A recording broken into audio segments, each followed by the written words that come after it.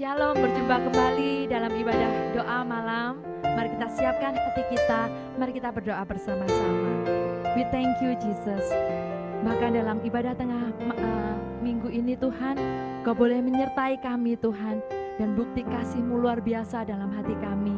Terima kasih buat setiap kasih karunia-Mu yang boleh Kau beri untuk kami Bapa. Tuhan, saatnya Tuhan kami akan beribadah kepadamu Yesus. Urapi Tuhan ibadah kami malam hari ini. Berkati setiap kami Tuhan. Berikan paradigma baru Tuhan. Bagaimana kami harus melayani Engkau, mengasihi Engkau, dan menyebut Engkau Tuhan Yesus Kristus Raja kami. Terima kasih Bapa. Terima kasih Yesus. Dalam namamu, haleluya, amin. Haleluya Yesus. Yesus, Kau sungguh baik.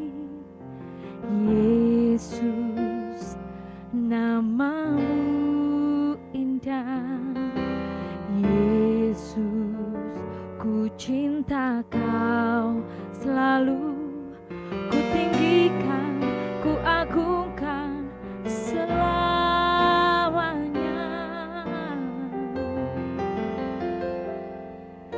Yesus, Kau sungguh baik. Yesus, namamu indah. Yesus, ku cinta Kau selalu. Ku tinggikan, ku agungkan selamanya. Ku mau memuji, ku selalu puji-Mu. Ku mau menyembah, ku selalu sembah-Mu. Kau yang layak terima semua pujian, kemuliaan hanya bagi Tuhan. Mari kita bersama-sama bernyanyi. Yesus, Kau sungguh baik. Yesus, namamu indah. Yesus, ku cinta Kau selalu. Ku tinggikan, ku agungkan selamanya. Ku mau memuji, ku selalu puji-Mu. Ku mau menyembah, ku selalu sembah-Mu. Hanya Kau yang layak terima semua pujian,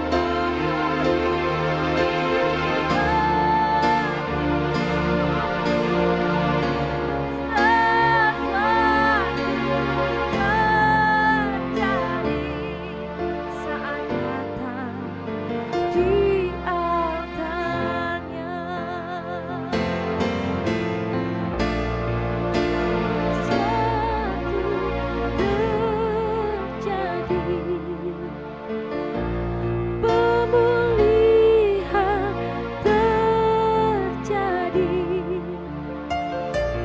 sesuatu terjadi saat datang di altarnya.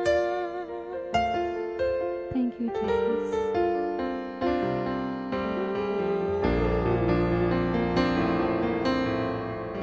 Terima kasih Tuhan.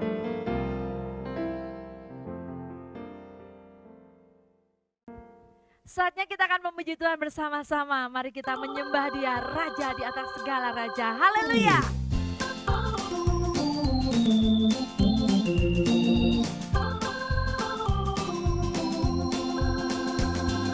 Langit dan bumi, pujilah Tuhan, sebab Dia ciptakan semuanya. Keagungannya mengatasi langit bumi, sembah sujud di hadapannya. Langit dan bumi, pujilah Tuhan, sebab Dia ciptakan semuanya. Mengatasi langit bumi, sembah sujud di hadapannya. Ku puji, ku sembah, ku puji, ku sembah Yesus Kristus Sang Penebusku. Ku puji, ku sembah, ku puji, ku sembah Yesus Tuhan dan Rajaku. Langit dan bumi, pujilah Tuhan, sebab Dia ciptakan semuanya. Amin. Keagungannya mengatasi langit biru, sembah sujud di hadapannya. Ku puji, ku sembah, ku puji, ku sembah Yesus Kristus Sang Penebusku. Ku puji, ku sembah, ku puji, ku sembah Yesus Tuhan dan Rajaku. Haleluya, haleluya, amin. Haleluya, amin. Haleluya, amin.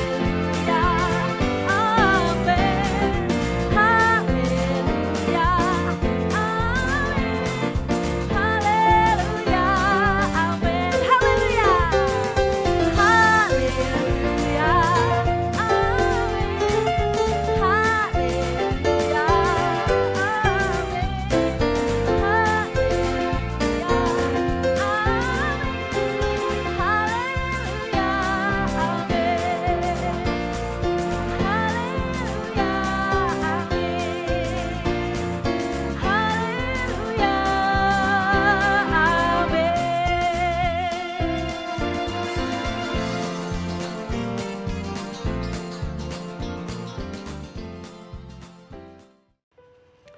Mari kita berdoa. Bapa Surgawi, dalam nama Tuhan Yesus kami mengucap syukur untuk hari ini. Kau menyertai kami sepanjang hari, sepanjang masa. Kami tetap mengalami berkat sukacita, damai dan sejahtera. Apapun yang terjadi dalam hidup kami saat ini, kami bersyukur karena Engkau tetap baik dan Engkau tetap Tuhan yang luar biasa. Kami minta tuntunan Roh Kudus-Mu hari ini agar kami bisa memahami firman Tuhan. Anugerahi kami roh hikmat pewahyuan, sehingga apa yang kami pelajari, kami baca, kami renungkan, sungguh kami mendapatkan rahasia kebenaran-Mu, sehingga kami dapat mewartakan kebenaran-kebenaran-Mu kepada orang lain. Kuduskan firman-Mu, berkati hamba-hamba-Mu, jemaat-Mu di mana saja berada. Kiranya kami semua diberkati dan mendapatkan kebahagiaan dari Tuhan. Terima kasih Tuhan. Di dalam nama Tuhan Yesus mengucap syukur dan berdoa. Haleluya. Amin. Salam, salam sejahtera bagi kita semua. Saya bersuka cita bisa berjumpa lagi bersama dengan jemaat dimanapun berada. Hari ini saya ingin sharing tentang membangun roh yang perkasa. Salah satu cara yang sangat sederhana yang seringkali kita lakukan yaitu mencintai firman Tuhan.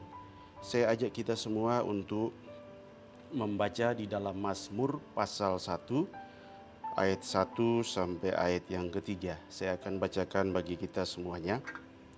Berbahagialah orang yang tidak berjalan menurut nasihat orang fasik, yang tidak berdiri di jalan orang berdosa, dan yang tidak duduk dalam kumpulan pencemooh. Tetapi yang kesukaannya ialah Taurat Tuhan, dan yang merenungkan Taurat itu siang dan malam. Ia seperti pohon yang ditanam di tepi aliran air, yang menghasilkan buahnya pada musimnya, dan yang tidak layu daunnya, apa saja yang diperbuatnya berhasil. Saya bersuka cita ya untuk hari ini, karena melihat kondisi keadaan ini, Tuhan tetap baik, Tuhan tetap luar biasa. Oleh anugerah Tuhan, sudah sampai saat ini, segala jerih lelah kita, segala upaya kita untuk membaca firman Tuhan, menelaah firman Tuhan, meneliti, merenungkannya setiap saat. Bahkan ada yang berkomitmen untuk membaca Alkitab secara terus-menerus, berkelanjutan dari Kejadian sampai Wahyu, selesai balik lagi dari Kejadian sampai Wahyu, selesai balik lagi dari Kejadian sampai Wahyu. Dan saya percaya segala upaya kita, jerih lelah kita akan menghasilkan buah yang manis. Dan Tuhan sangat menghargai segala upaya yang kita lakukan. Dan sampai saat ini saya mendorong kita semua untuk terus tetap membaca firman Tuhan, tetap mencintai firman Tuhan. Nah, berbicara tentang mencintai firman Tuhan adalah bicara mengenai esensi atau kedalaman pengaruh daripada firman Tuhan terhadap kehidupan kita.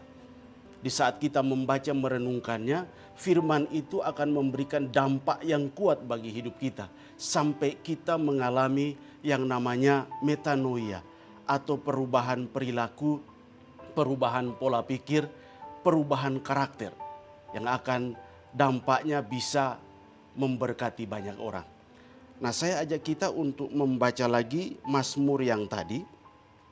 Berbahagialah orang yang tidak berjalan menurut nasihat orang fasik, yang tidak berdiri di jalan orang berdosa, dan yang tidak duduk dalam kumpulan pencemooh. Tetapi yang kesukaannya ialah Taurat Tuhan, dan yang merenungkan Taurat itu siang dan malam. Ia seperti pohon yang ditanam di tepi aliran air, yang menghasilkan buahnya pada musimnya, dan yang tidak layu daunnya, apa saja yang diperbuatnya berhasil. Nah, dari Mazmur ini, menurut pandangan Tuhan, hanya ada dua golongan manusia atau dua kelompok manusia.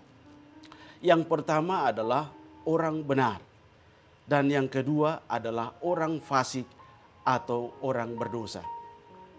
Nah, masing-masing kelompok ini memiliki ciri khas tertentu. Nah, coba saya jelaskan di sini. Orang benar itu disebut sebagai orang yang berbahagia, karena dia mengalami metanoia tadi, perubahan pola pikir, perubahan karakter, perubahan perilaku. Nah, apa saja yang berubah dari hidup orang benar ini? Yang pertama adalah tidak berjalan menurut nasihat orang fasik. Ya, mereka tidak ikut-ikutan orang-orang berdosa. Yang tidak berdiri di jalan orang yang berdosa, dan yang tidak duduk dalam kumpulan pencemooh.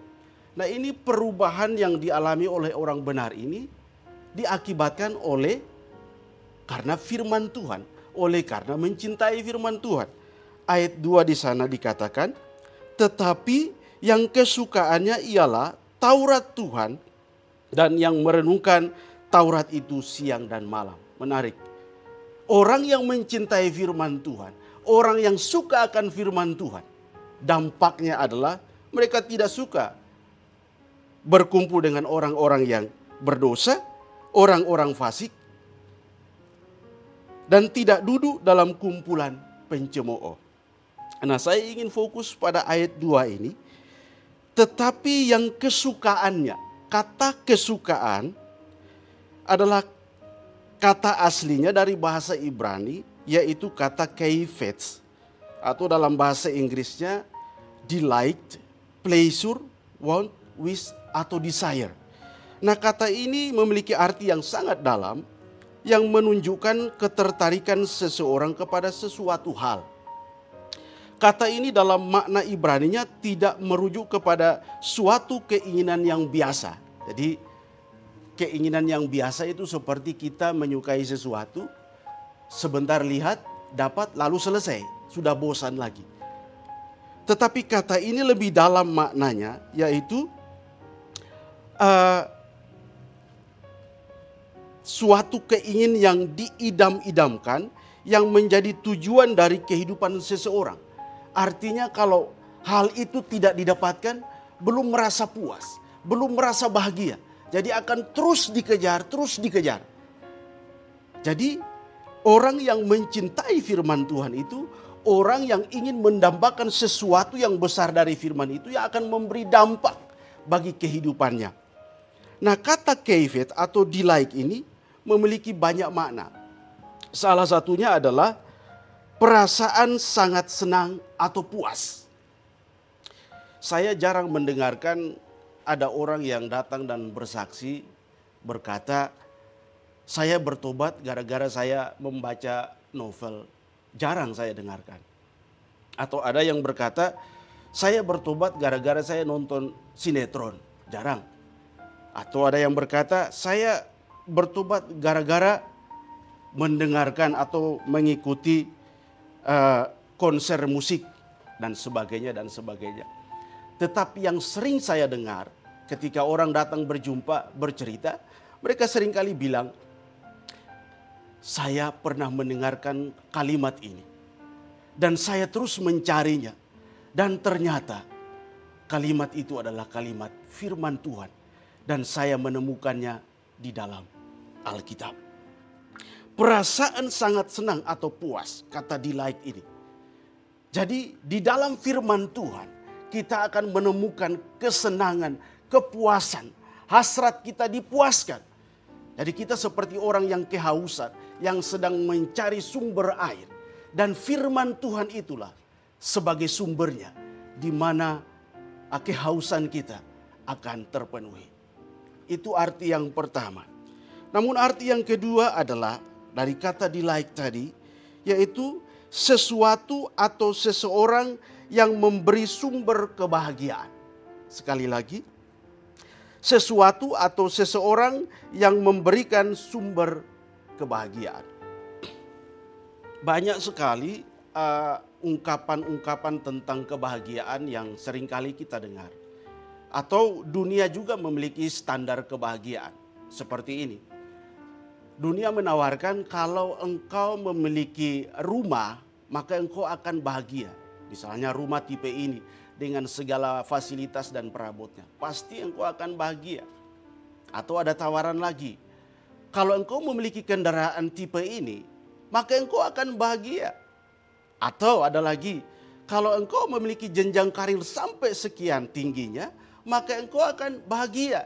Kalau engkau mendapat gelar seperti ini, maka engkau akan bahagia. Tidak salah. Itu standar dunia tentang kebahagiaan.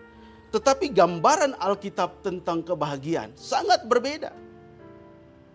Alkitab mengatakan bahwa kalau engkau mencintai firman Tuhan, maka engkau akan bahagia. Coba, dampak daripada orang yang mencintai firman Tuhan, Mazmur katakan tadi bahwa ia seperti ditanam di tepi aliran air, yang tidak layu daunnya, yang selalu menghasilkan buah pada musimnya. Apa saja yang diperbuatnya berhasil. Jadi standar kebahagiaan menurut Alkitab atau firman Tuhan adalah orang yang mencintai firman-Nya. Orang yang mencari dan merenungkan firman-Nya. Itu adalah orang yang berbahagia. Dan memang betul. Suatu saat ketika hidup kita tidak seperti biasanya. Suatu saat mungkin hidup kita tidak sebahagia sekarang. Atau mungkin kita dilanda persoalan. Apakah ada jaminan untuk kebahagiaan kita? Saya rasa sulit. Rumah yang mewah pun belum tentu memberi kebahagiaan. Kendaraan yang bagus pun belum tentu memberi kebahagiaan. Hanya firman Tuhan yang memberi ketenangan pada kita saat kita menghadapi situasi-situasi yang sulit. Amin. Jadi kata delight tadi adalah sesuatu atau seseorang yang memberi sumber kebahagiaan. dan tepat. Firman itulah sumber kebahagiaan.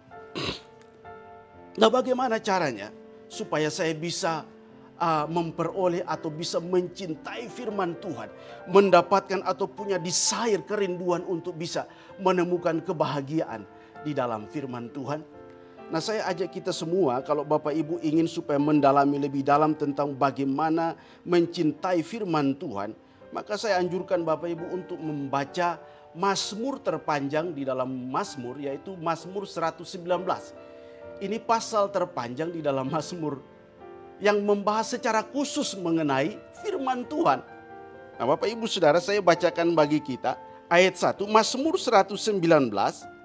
Berbahagialah orang-orang yang hidupnya tidak bercela, yang hidup menurut Taurat Tuhan.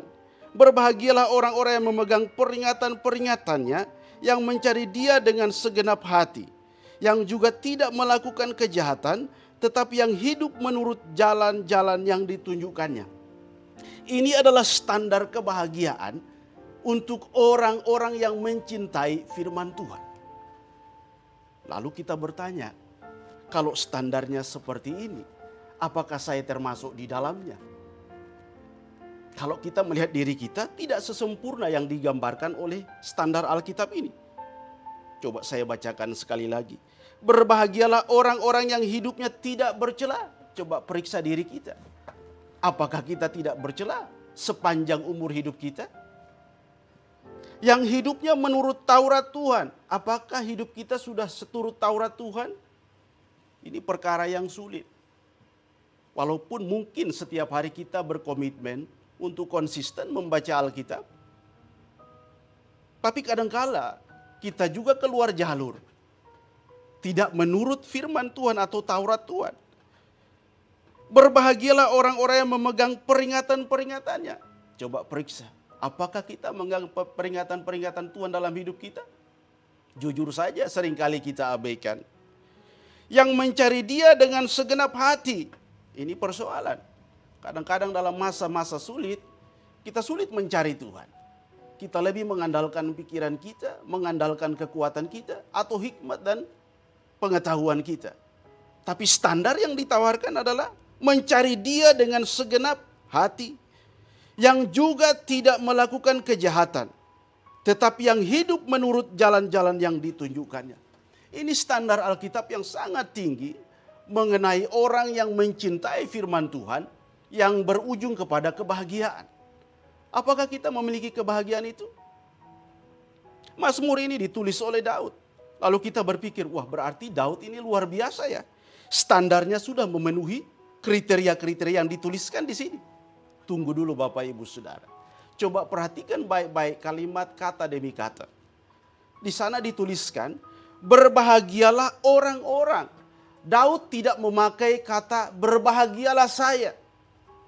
Perhatikan, kalau memang ini ditujukan kepada Daud, maka kalimatnya seharusnya begini.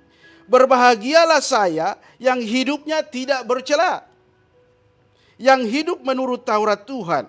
Ayat yang kedua, seharusnya kalau memang Daud berkata demikian, maka harusnya berbahagialah saya yang memegang peringatan-peringatannya, yang mencari Dia dengan segenap hati.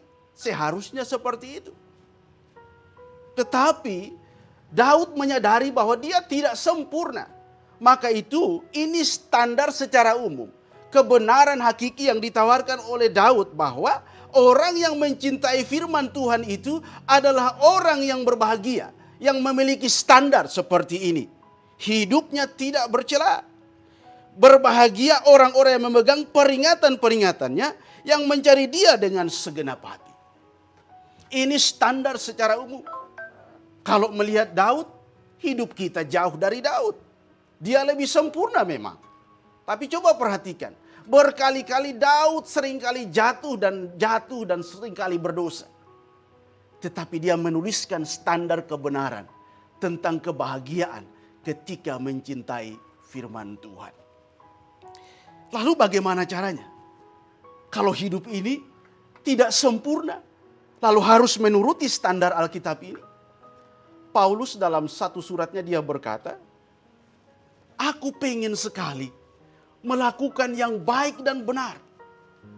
Tetapi ternyata seringkali yang jahat itu yang aku lakukan. Lalu bagaimana? Oleh anugerah Tuhan, aku bisa melakukan seturut dengan apa yang Tuhan kehendaki. Artinya begini, memang standar kebenarannya seperti ini. Kita manusia badania, kita manusia jasmani yang seringkali jatuh dan bangun. Daud pun seringkali jatuh dan bangun. Tetapi kalau ingin menjadi standar seperti ini, ada cara yang paling sederhana untuk bisa mencapai standar yang Tuhan tetapkan sebagai orang yang berbahagia, yaitu obedience, ketaatan. Hanya itu saja caranya. Kalau mau bahagia, kalau mau mencintai firman Tuhan dengan sungguh, hanya dengan ketaatan. Sudah banyak yang kita baca, sudah banyak yang kita pelajari. Dari Kejadian sampai Wahyu, saya pikir, saya renungkan mungkin saja Bapak Ibu sudah membacanya berpuluhan kali, Kejadian sampai Wahyu. Tetapi jangan sampai berhenti di sana. Alkitab bukan sebuah tulisan kaku yang hanya sebatas filsafat, ya, yang kalau dibaca terus hanya memenuhi pikiran kita. Tapi Alkitab adalah firman yang hidup yang akan mempengaruhi hidup kita. Setelah kita membacanya, maka tanamkanlah ketaatan, obedience. Karena dengan ketaatanlah maka Daud bisa berkenan di hadapan Tuhan. Dengan ketaatanlah maka Daud bisa disayang oleh Tuhan. Bapak Ibu Saudaraku, mari membangun ketaatan ini. Baca terus dan baca terus. Di dalam Mazmur 119, Daud berkata, dalam hatiku aku menyimpan janji-janjimu supaya aku tidak berdosa terhadap engkau.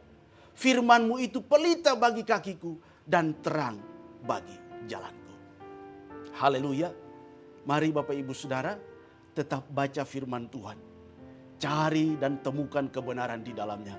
Dan jangan lupa selalu taat menjalankan apa yang diperintahkan oleh firman Tuhan. Kiranya firman Tuhan menguatkan kita semua untuk menjalani hari-hari kita. Tuhan Yesus memberkati. Kita berdoa. Bapa, terima kasih untuk firman-Mu. Kiranya kami dikuatkan bahwa ada kerinduan yang besar untuk mencari tahu firman Tuhan, mempelajari dan merenungkannya setiap saat. Anugerahi kami roh hikmat-Mu agar kami terus mencintai firman Tuhan dan merenungkannya. Berkati umat-Mu, berkati jemaat-Mu di mana saja berada. Kiranya berkat firman Tuhan ini menguatkan kami semua. Di dalam nama Yesus kami bersyukur. Haleluya. Amin.